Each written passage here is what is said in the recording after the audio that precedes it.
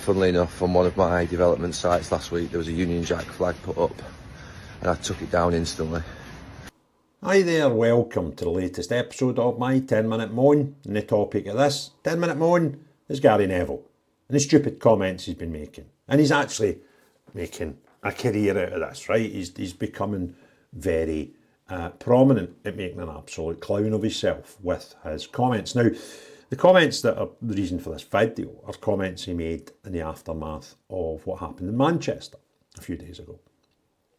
But it's worth remembering, and you know, his sort of first instigation into the world of saying stupid things, where he was caught up in some controversy when the Qatar World Cup was coming about. Now I'm going to show you two videos. I'm going to show you a video from back at the time of Qatar, and I'm going to show you a video from yesterday where he discusses Manchester, just to give you an idea of this man's incompetence and actually grasping what's going on in the United Kingdom and who he decides to blame. And you'll probably not be surprised who Gary Neville decided to blame for what happened in Manchester a few days ago. So the first thing I want to do is I want to share a video round about the time in the lead up to the Qatar World Cup, where Gary had already been out to Qatar to make a sort of powder puff documentary telling us how bad the conditions for the immigrant workers building the stadiums for the World Cup. And it was powder puff. And he was ridiculed for it. So here's a video of him being ridiculed on TV by his peers. You should challenge. There's another option. You stay at home and highlight the abuses. You don't have to go and take the Qataris' money. So that was a starting point for Gary Neville, the champagne socialist who took quite a few quid from the people in Qatar who had terrible human rights atrocities and terrible working conditions for those who were building the stadiums to allow them to have the World Cup. And they were quite rightly slaughtered by most people of normal mind in the world. But not Gary Neville. He took their coin. So this next video I'm going to share with you, this is Gary Neville talking yesterday about what happened in Manchester. And you would think someone who was really upset by Manchester might talk about what actually happened. But in the 3-minute and 10-second video, he actually invests about 10 seconds of the video talking about what happened in Manchester. And then he blames two things. He blames a group of people for what happened in Manchester and what happened, you know, why the country's in such a state just now. And then he blames Brexit.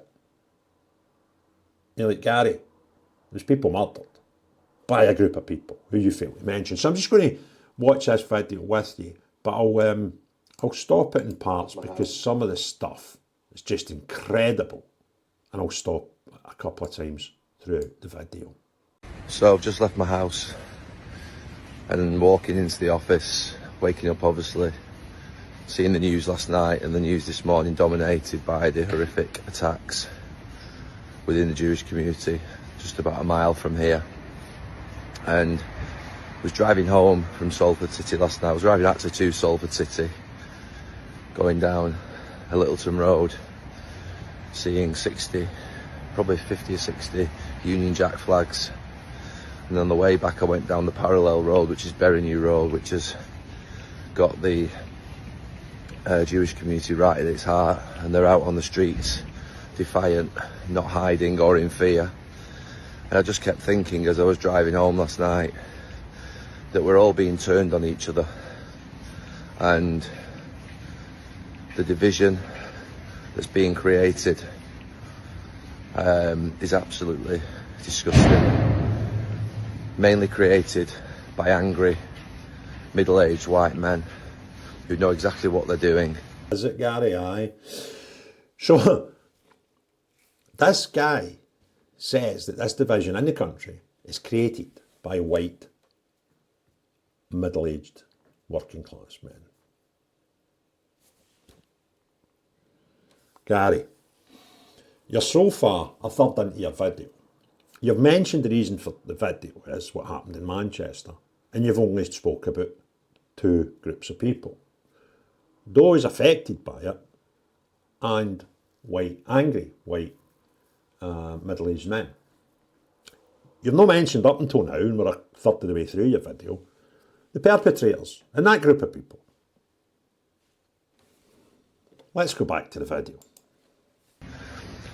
Funnily enough, on one of my development sites last week, there was a Union Jack flag put up, and I took it down instantly. This patriotic man had a flag in one of his building sites, and he took it down immediately. And some people might be watching this and thinking, well, Gary, you're not very patriotic. I played for my country 85 times. I love my country. I love Manchester and I love England. But I've been building in this city for 15, 20 years, and there's no one put a Union Jack flag up in the last 15 to 20 years, so why do you need to put one up now? Because quite clearly it's sending a message to everybody that there is something you don't like. The Union Jack flag being used in a negative fashion is not right. And I'm a proud supporter of England, of Great Britain, of our country, and we're championing it anywhere in the world as being one of the greatest places to live. But I think we need to check ourselves. We need to check ourselves and sort of start to think about bring ourselves back to a neutral point, because we're being pulled right and left, and we don't need to be pulled right and left at all. I've always said this about, I played in a football team with a group of people from Manchester, a group of people from Ireland, Wales, Scotland, but also people from Africa, people from Asia, people from America, people from Europe, and we were a beautiful team, united as one. Brexit has had a devastating impact on this country, and the messaging is getting dangerous. You got the buzzword in. Brexit has had a devastating impact in this country. But as you'll hear in the last sort of 60 seconds of this video, 40 seconds of this video, he'll provide no evidence for that or reasoning behind it. But it's just had a devastating effect. The only effect I can see of Brexit in terms of the population and this diversity that you suggest is so missing in our society is the dynamic of migration has changed, where the majority used to be sort of EU citizens has decreased and the non-EU citizens has increased. Some suggest that that is down to Brexit and that is the reason for that switch. And you think that's a negative, but I am a bad person for actually agreeing with you. But that's the only knock-on effect for Brexit. But Gary offers no explanation of why it's just Brexit's fault. This man is a gaslighting, brainwashed idiot who is very close to Keir Starmer. So is it any wonder that he's suddenly now saying buzzwords without anything to back them up? Just Brexit's bad. It's created this problem. I'll leave you to the last 30 seconds, I think, of this car crash of a video. Extremely dangerous. All these idiots that are out there spreading hate speech in any form and abuse in any form, we must stop promoting them. We must stop elevating our voices towards them. And it needs to stop now and get back to a country of love, of peace, of harmony, and become a team again. So there you go. These idiots now. Now I can only assume that you're talking about the people you referred to as angry, white, middle-aged men. They're now idiotic, angry, middle-aged men. So in this 3-minute and 10-second video, which Gary's only reason for doing it, he mentioned at the start, and that was because of the tragedy that happened in his city. He mentioned that group. That was the Jewish population. Then he mentioned white middle-aged men who are angry and later on idiotic.